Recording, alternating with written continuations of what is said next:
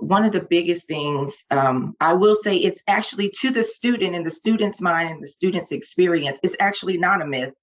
It is actually, you go into a course and you log in and you're assigned your discussions. And once you get into that discussion, you have a more formal way of presenting it, different, dynamics. 400-word capability, you have to make sure you're meeting those requirements.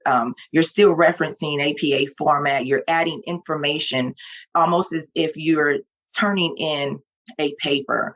You read the other posts from your fellow classmates and you have a requirement. Sometimes there's not a requirement to actually respond to them or respond to the information given, but not actually being graded by the instructor on what you've actually learned while gathering and researching the information. So there's not really an opportunity there to expound on what you believe you're learning or your lack of understanding. You're specifically entering the information in the discussion, not truly as a discussion, because it sometimes feel like it's not a discussion. That lack of social interaction is very, you can actually feel it.